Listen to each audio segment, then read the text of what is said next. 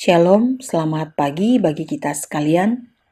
Mari mempersiapkan diri kita, bersekutu dengan Tuhan, membaca firman Tuhan, dan merenungkan firman Tuhan.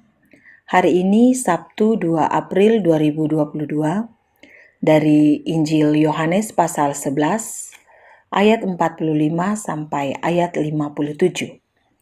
Injil Yohanes pasal 11 ayat 45 sampai ayat 57 sesuai bacaan harian Gereja Toraja. Mari sebelum kita membaca firman Tuhan dan merenungkannya, kita berdoa.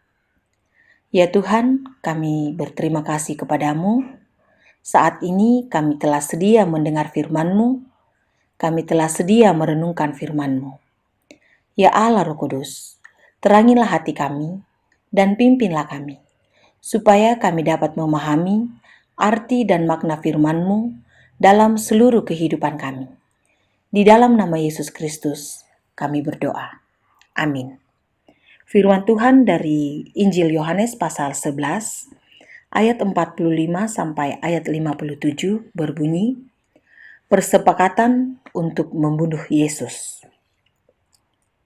Banyak di antara orang-orang Yahudi yang datang melawat Maria dan yang menyaksikan sendiri apa yang telah dibuat Yesus, percaya kepadanya.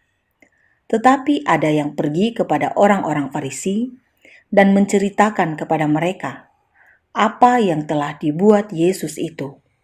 Lalu imam-imam kepala dan orang-orang Farisi memanggil mahkamah agama untuk berkumpul, dan mereka berkata, "Apakah yang harus kita buat? Sebab orang itu membuat banyak mujizat.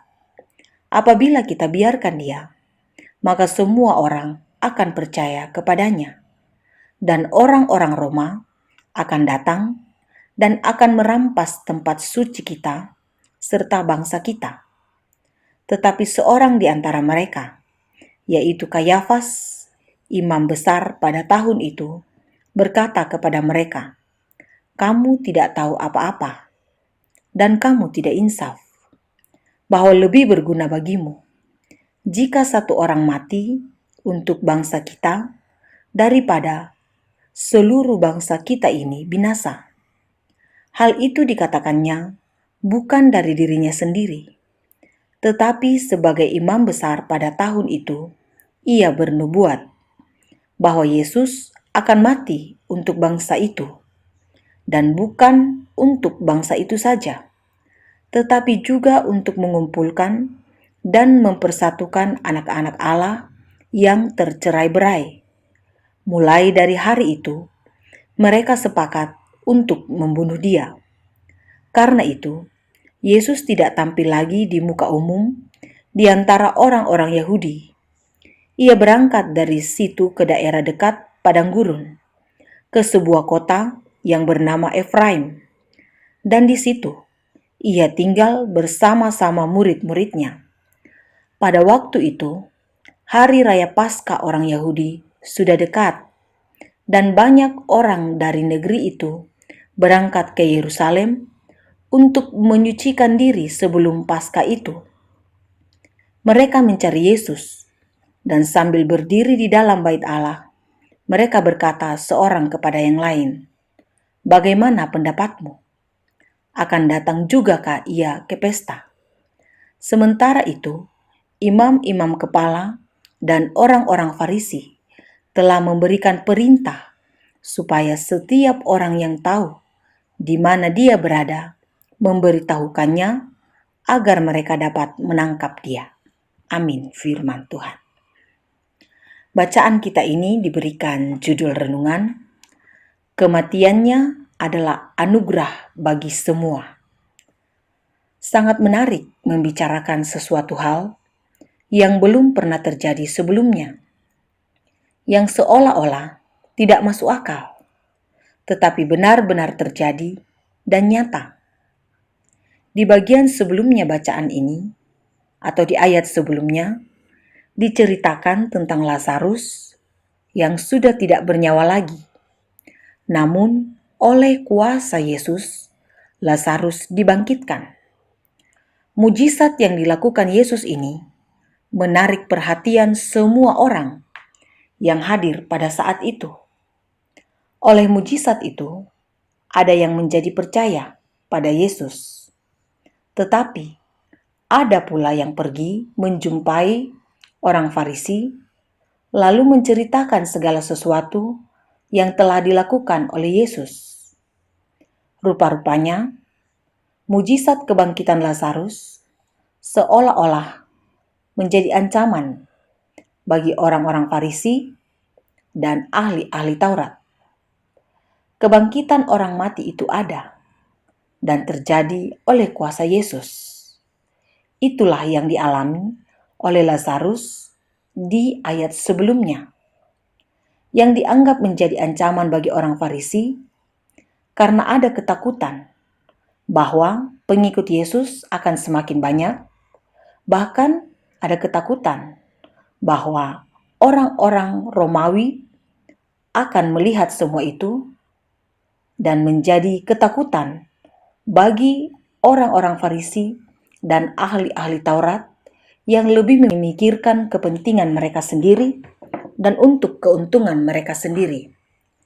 Ayat 48 bacaan ini mengatakan, apabila kita biarkan dia, maka semua orang akan percaya kepadanya dan orang-orang Roma akan datang dan akan merampas tempat suci kita serta bangsa kita. Ada ketakutan bagi orang-orang Farisi dan ahli-ahli Taurat, sebab mereka memiliki hubungan yang sangat baik dan dekat dengan Kekaisaran Romawi. Seorang imam besar pada saat itu, yakni Kayafas, berkata, "Kamu tidak tahu apa-apa dan kamu tidak insaf, bahwa lebih berguna bagimu jika satu orang mati untuk bangsa kita daripada seluruh bangsa kita binasa." Tentu hal itu dikatakan oleh Kayafas dalam posisi sebagai imam besar pada saat itu, bahwa Allah telah memakai imam besar untuk bernubuat bagaimana Yesus akan mati bagi bangsanya. Walau bagi Allah sendiri, kematian Yesus bukan hanya untuk keselamatan satu bangsa, tetapi untuk semua bangsa.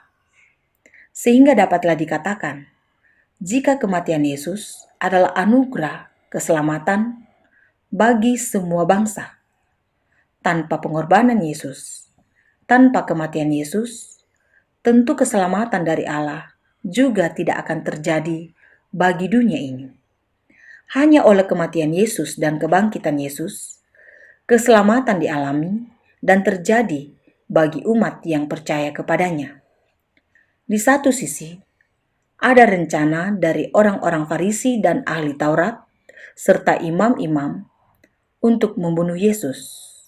Dan kesepakatan itu terjadi sesuai dengan bacaan ini. Tetapi Allah justru merencanakan kematian Yesus sebagai jalan menuju keselamatan semua umat manusia yang percaya kepadanya. Kematian Yesus untuk menyempurnakan kasih Allah bagi dunia ini. Kematian Yesus untuk memuliakan Allah Bapa, sehingga kemuliaan itu datang baginya dan dia dipermuliakan. Untuk kita renungkan bersama, apakah hidup kita, apakah kematian kita untuk memuliakan Tuhan, atau hanya untuk memuliakan diri kita sendiri, untuk kepentingan diri sendiri dan keuntungan kita sendiri.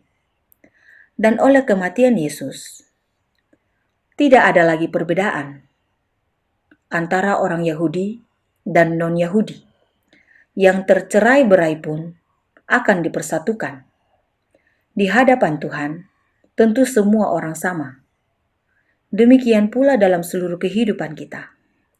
Hendaknya kita memperlakukan semua orang secara sama, mengasihi semua orang tanpa terkecuali, membagi segala sesuatu sesuai dengan kasih Allah dalam seluruh kehidupan kita.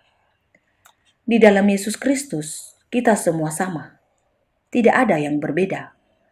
Di dalam Yesus Kristus, kita dimampukan untuk saling menerima satu dengan yang lain, apapun adanya, bagaimanapun keadaan kita. Karena Yesuslah yang mempersatukan kita, kasih-Nya sama bagi semua orang. Terpujilah Tuhan. Amin. Mari kita berdoa. Kami sungguh berterima kasih kepadamu ya Tuhan. Oleh kebaikan-Mu, kami boleh menikmati kehidupan ini. Kami boleh menikmati firman-Mu yang baru saja kami baca dan kami dengarkan. Kami sungguh dikuatkan dengan membaca firman-Mu ya Tuhan. Kami belajar bagaimana Tuhan datang ke dalam dunia ini, memberikan keselamatan bagi semua orang. Dan ini adalah anugerah bagi kami semua. Ajari kami dan mampukan kami untuk menggenggam erat anugerah tersebut dan tidak melepaskan dari kehidupan kami. Sehingga kami dimampukan dalam kesetiaan, hidup dalam kebenaran, dan mencari kehendak Tuhan saja. Kami berdoa kepadamu untuk hidup yang Tuhan masih perkenankan kami jalani dalam hidup kami masing-masing. Kiranya Tuhan menyertai kami, kiranya Tuhan menopang kami. Sehingga dalam seluruh kehidupan kami, apapun adanya, kami belajar untuk terus bersyukur atas seluruh kasih setia Tuhan yang boleh kami alami dan nikmati. Apapun adanya Tuhan, suka duka kehidupan kami belajar untuk mensyukurinya karena kami percaya Engkau senantiasa menyertai kami. Terlebih keselamatan dari-Mu Tuhan, yang menjadi anugerah bagi kami, yang boleh kami alami dan nikmati. Mampukan kami untuk terus setia hanyalah kepada Tuhan saja. Di dalam nama Yesus Kristus, kami berdoa dan menyerahkan seluruh kehidupan kami. Amin. Selamat beraktivitas Bapak Ibu Saudara-saudara. Selalu percaya, Tuhan Yesus beserta kita.